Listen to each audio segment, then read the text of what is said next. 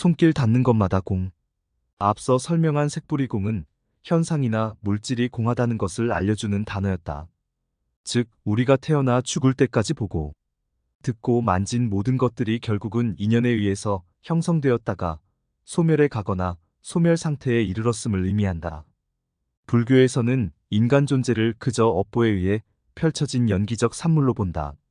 그리하여 고정된 실체가 없음을 가르쳐준다.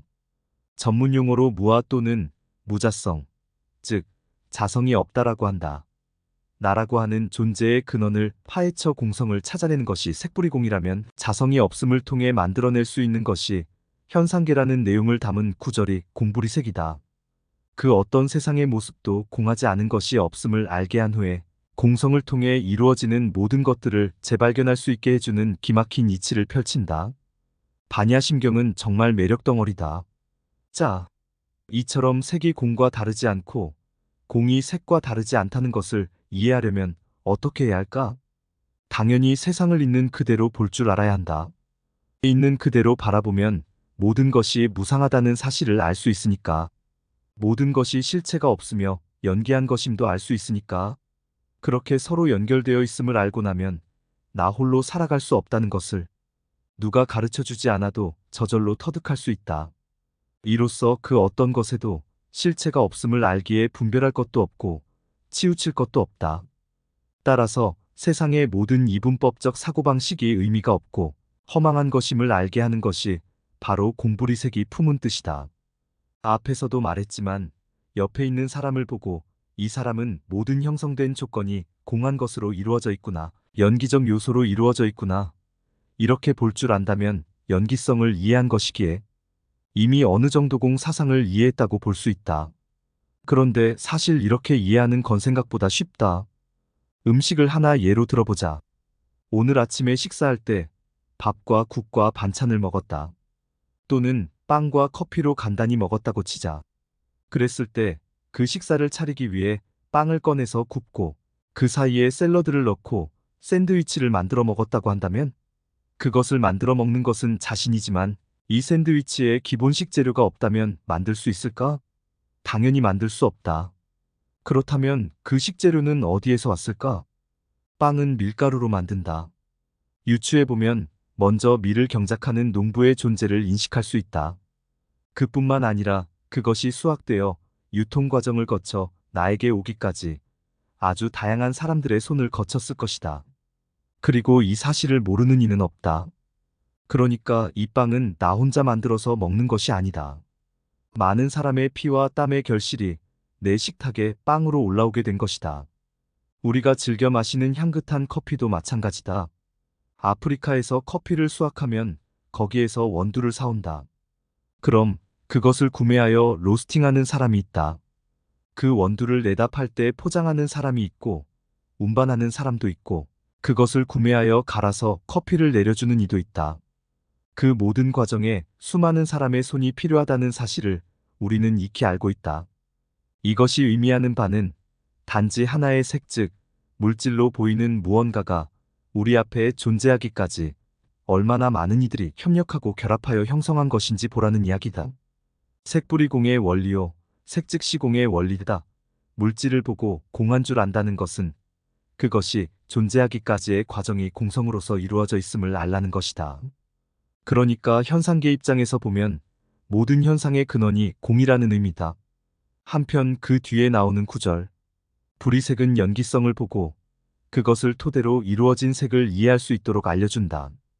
연기적 결합이 만들어낸 것이 바로 내 눈앞에 존재한다는 것을 이해하라는 말이다. 공 속에는 그 무엇도 있을 수 없지만 그 어떤 것도 만들어낼 수 있다는 뜻이다. 이 세상은 모두 공성으로 이루어진 것이다. 그러한 공성을 이해하면 공의 법칙이 바로 색을 만든다는 사실을 받아들일 수 있다. 이렇게까지 가는 과정, 그것은 어쩌면 조금 더 높은 수준의 이해력을 필요로 할 수도 있겠다. 수많은 것들이 결합하여 만들어내는 것이 결국에는 색이다. 그래서 공은 색과 다르지 않다. 무의 상태에서 무엇이든 창조해낼 수 있기에 공부리색이라고 말한다. 이와 같이 공부리색은 색을 통해 공성을 이해한 후에 바라볼 수 있는 개념이다. 색이 공이 되는 이치를 알아야 비로소 공이 색이 되는 이치까지 터득할 수 있다. 다시 짚어보면 앞에서는 색이 주어다.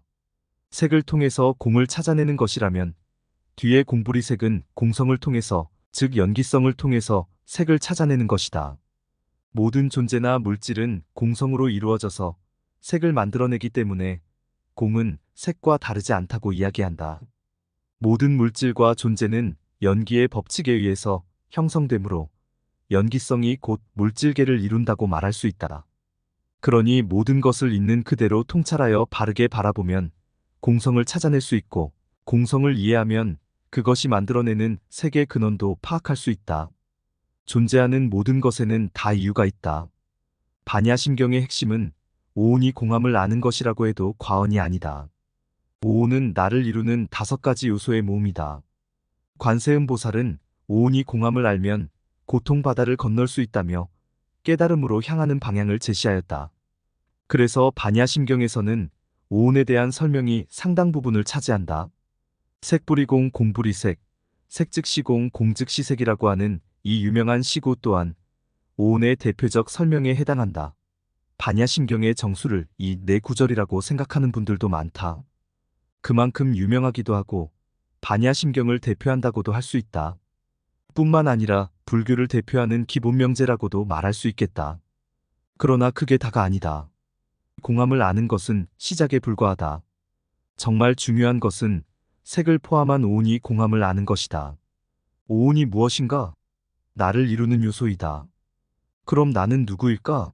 나는 어떤 존재일까? 오온으로 이루어진 자기 자신이 어떤 사람인지 여러분은 스스로에 대해 잘 이해하고 있는지 모르겠다. 사실 자신이 어떤 사람인지 들여다보는 일은 꽤 어렵다. 여기에는 반드시 지혜가 필요하다. 나름의 지혜를 토대로 자기의 눈높이에 맞추어서 자신을 바라보라. 보편적 안목으로 자신을 살펴보면 장단점도 파악할 수 있고, 알면 알수록 스스로 겸손해질 수도 있다. 반대로 자신을 과대평가하면 허영에 빠지기 쉽다. 또 스스로를 지나치게 과소평가하면 의기소침해질 가능성이 높아진다. 그럼 나 자신을 아는 것이 왜 중요할까? 세속적 이유를 찾는다면 자신이 살아가면서 계속 유지해야 할 것과 버려야 할 것이 무엇인지 구분할 수 있기 때문이다. 그것을 불교적 입장에서 말하자면 공한 이치를 깨닫기 위함이다. 이한 작가가 만드는 이 유튜브 영상은 불광출판사에서 나온 원영 스님의 저서 이제서야 이해되는 반야심경의 내용으로 제작하였습니다. 이 책에는 원영 스님의 큰 지혜가 담겨 있으며 또한 반야심경을 친근하고 쉽게 풀이하고 있으므로 구독자 여러분께도 추천드립니다.